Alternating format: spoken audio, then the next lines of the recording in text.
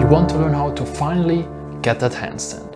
I know that feeling, because when I started learning the handstand, I watched every single video on YouTube and read every single article on the internet I could find. But somehow there was always one piece missing to finally get a solid handstand, not just by luck, but actually consistently. I personally would have been very happy if I had a video like this one, in which I would show you every single technique, tip and trick I learned over the years. You probably have seen this in other videos already, but as I want to make this video as complete as possible, here are the most important form cues, not only to make it easier, but holding the handstand also more efficient. Let's start from the bottom and work our way up. Put your hands on the floor, but not flat. Actually pull your fingers back a bit.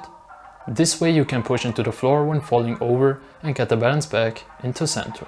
Then keep your elbows straight. This form cue makes it less taxing on your triceps and thus more efficient. Your shoulders need to be open, otherwise you will get into the popular banana handstand. In case you don't have flexible enough shoulders yet, try this stretch at the wall. Also make sure to elevate your shoulders, so try to get your shoulders as close to your ears as possible. Next up we have the core. Here you need to make sure to suck your belly in. This will help you to get more stable. Because just think about it. It's easier to balance a stick in your hand. And yes, I obviously know that's not a stick. But just pretend as if, alright? Because I couldn't find one. So yeah. Anyways, let's get on. Then for example, a rubber band. So suck it in and keep it as tight as you can, but still make sure to breathe. Now we get into something I personally struggled a lot with. The posterior pelvic tilt. You can work on this perfectly on the wall. Just try to not leave a gap between your lower back and the wall.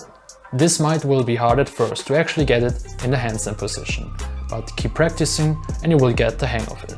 I speak from experience. Your legs should also be kept under tension. Remember the metaphor with the stick and the rubber band? There you go. And last, we have the toes. Engage your calves and point your toes so you really get a straight line and have everything under tension and stacked on top of each other. This helps us to use our energy most efficient. I know, that's a lot in the beginning. But how you can practice all of this perfectly is with the handstand facing the wall.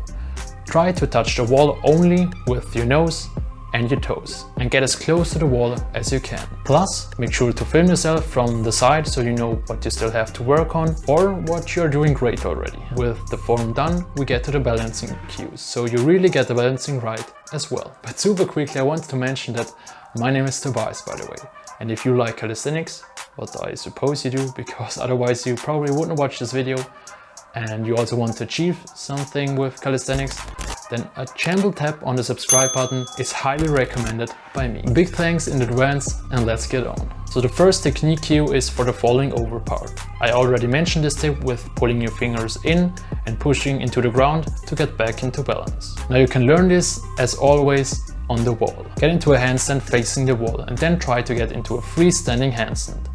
But push yourself with the fingers back to the wall again. This will really help you to get the hang of it. Now we get to the harder but more important part. This was what I could nowhere really find and had to figure out for myself. What to do when falling back onto the feet. Because we don't have fingers into that direction, right? What you have to do here is a bit harder to get the hang of it. But with some practice, definitely possible. So what you gotta do is to kind of close your chest and lean forward. Basically you want to round your upper back. That's how I can best describe it. That's maybe a bit hard in the beginning, I get that. But as always I have a good exercise for you at the wall. So once again, get into the handstand facing the wall. This time you want to get away from the wall, not by pushing with your feet, but actually using the principle I just explained. So kind of round your upper back and lean forward. If you do it right, you should feel your feet lifting off and the weight shifting forwards.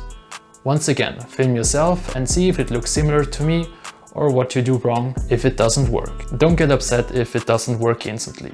This really takes some time. Your brain will get the hang of it and build neural pathways eventually, and then you won't even have to think about it anymore. But what if you already know all of this, but still can't seem to get the handstand? Well, for you, I have the following tips. The first and most important tip in my opinion is to train your handstand not only once or twice a week for an hour or whatever, but actually you will progress the fastest if you train it 6 or even 7 times a week for 10 or 20 minutes. I myself do it normally just before I start with my actual workouts. Daily is ideal, as long as you don't have sore or fatigued shoulders. With the handstand the problem is normally not strength, but the technique, or in other words, the balancing stuff. This is because your brain needs to form neural pathways, as I said before, in order to automate the process of balancing. And this can be done best if you give your brain the opportunity to try it every single day. Just as you learned walking or standing on your feet as a child, you did that daily as well. At least probably. Tip number 2 I already mentioned a few times during this video, but make sure to film yourself every now and then to check your form. And especially if something doesn't work out the way it should, record yourself. If you already can balance the handstand, you maybe have sometimes such days where you suddenly can't anymore and you can't seem to figure out why. Well, on these days I like to kind of go through a checklist in my head. So step by step I go through the whole handstand in my head and see if I do everything right. Are my elbows straight? Do I really have elevated shoulders? This is the point I do mostly wrong if it doesn't work, by the way. Is my core engaged? Have I tensed legs? Are my toes pointed?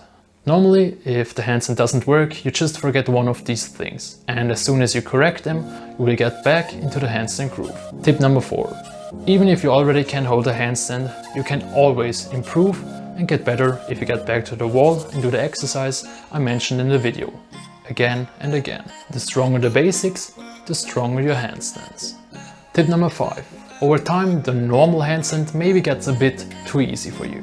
Then you can start to implement leg movements. This will make it harder obviously, but you will get better with balancing as well. Now if you're interested in how I myself learned the handstand, or you just want to get some motivation to get started, well then watch my transformation video next. Lebe und bis zum nächsten Mal. Peace.